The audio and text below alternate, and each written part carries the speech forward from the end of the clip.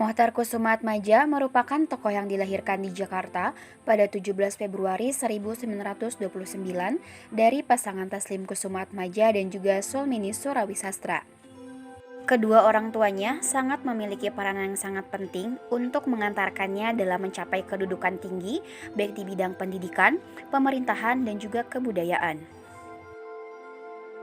Mohtar Kusumaatmadja merupakan pakar hukum laut pertama di Indonesia dan memiliki peran yang sangat penting dalam penentuan kebijakan hukum laut.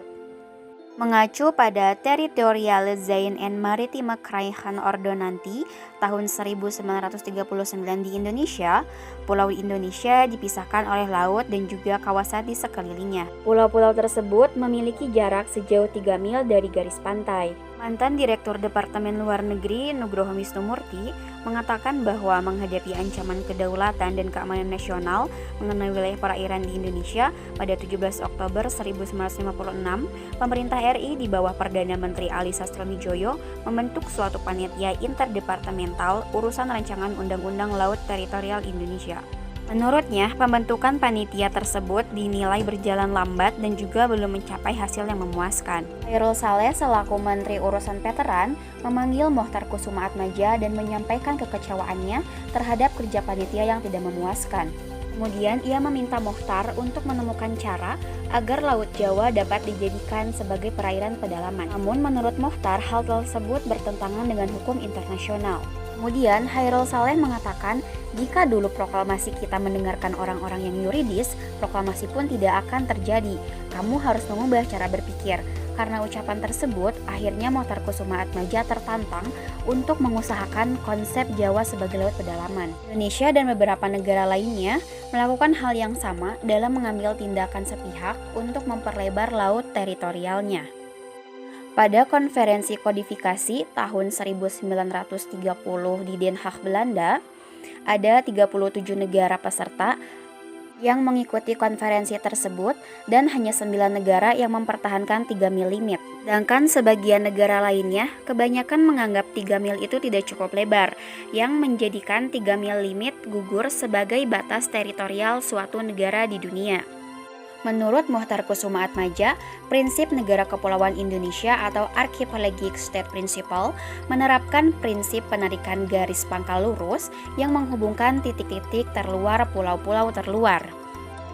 Karena tanpa penarikan garis pangkal, kesatuan dan persatuan negara serta kedaulatan negara Indonesia itu akan terancam. Kemudian pada 13 Desember 1957 dikeluarkanlah Deklarasi Pemerintahan Republik Indonesia yang menetapkan garis teritorial Indonesia yang semula 3 mil menjadi 12 mil. Hal ini menunjukkan peranan Chairul Saleh sebagai pendorong utama lahirnya prinsip negara kepulauan dan Mohtar Kusumaatmadja sebagai konseptor prinsip negara kepulauan di Indonesia. Keesokan harinya, setelah dimuat dalam surat kabar, Deklarasi Pemerintah Republik Indonesia pada 13 Desember 1957 ditentang oleh negara besar seperti Amerika Serikat, Prancis, Inggris, Belanda, dan juga Jepang. Adanya penolakan ini telah diperkirakan oleh pemerintah Republik Indonesia yang sudah menjawab bahwa reaksi-reaksi dari berbagai negara ini akan diperhatikan dan juga dibahas dalam konferensi internasional yang akan diselenggarakan oleh PBB atau Perserikatan Bangsa-Bangsa. Kemudian PBB menggelar konferensi hukum laut atau United Nations Conference on the Law of the Sea atau UNCLOS yang ke-1 pada 24 Februari hingga 27 April tahun 1958 di Jenewa, Swiss. Delegasi Indonesia diwakili oleh Ali Sastroamidjojo dan juga Mohtar Kusumaatmadja serta beberapa pihak terkait lainnya. Delegasi ini mengemukakan tentang bagaimana prinsip negara kepulauan yang ada dan berkembang di Indonesia. Karena UNCLOS pertama masih banyak yang belum terselesaikan, akhirnya diadakan kembali UNCLOS kedua pada tahun 1960 di Jenewa, Swiss. Dengan fokus utamanya adalah menetapkan lebar laut wilayah yang seragam bagi semua negara yang ada di dunia.